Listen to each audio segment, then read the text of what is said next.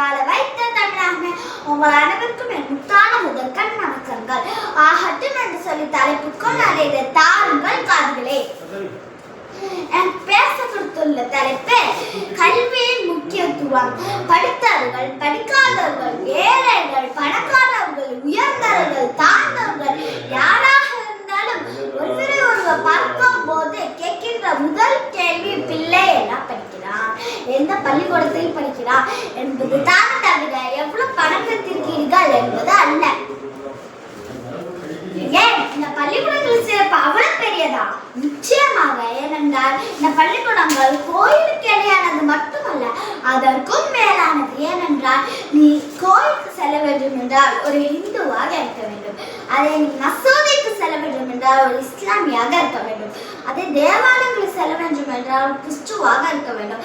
ஆனால் இது போன்ற பள்ளிக்கூடங்களுக்கு நீ வர வேண்டும் என்றால் ஒரு மனிதனாக இருந்தால் மட்டுமே போதும். அதான் பள்ளிக்கூடங்களில் சிறப்பு. கல்வி என்பது பெரிதாக மதிக்கப்படும் ஒன்று. கல்வி என்பது சக்தி வாய்ந்த ஆயுதம் என்று நெல்சன் மண்டேலாவின் வாக்கும் கூட.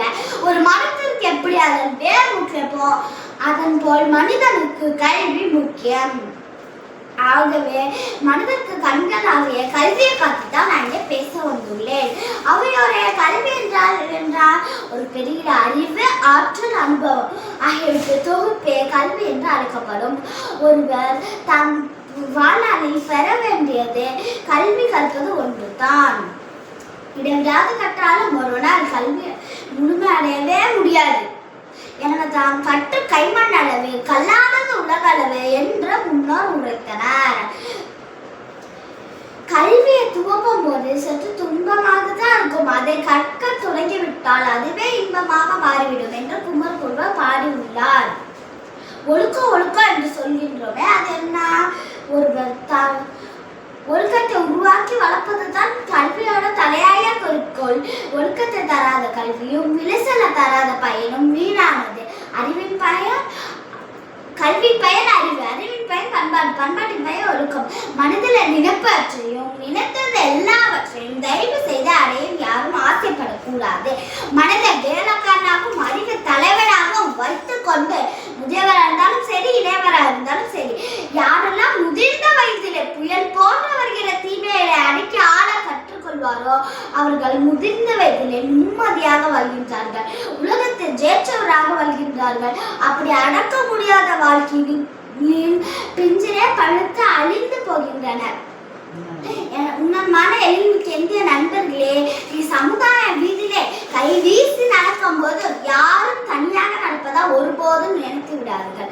ஏனென்றால் 5000 ஆண்டுகளும் மாறாமல் இருந்த நம் இந்திய தேசத்துடைய பெருமைகளும், நம் முன்னோருடைய தியாகமும், நம் பெற்றோருடைய உழைப்பும், நம் ஆசிரியருடைய அறிகுறையும், உங்களுடைய கல்வியும் உங்களுடனே வருகின்றது என்று தயவு செய்து மறந்து விடாதீர்கள்.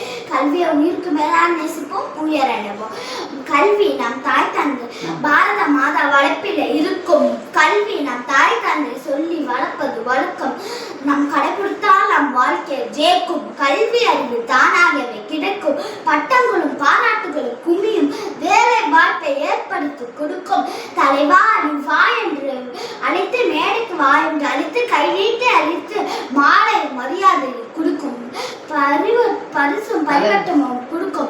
இது யாவும் செல்வமும் செல்வாக்கும் கொடுக்கும். இது யாவும் நீ கல்வி என்றாலே நடக்கும்.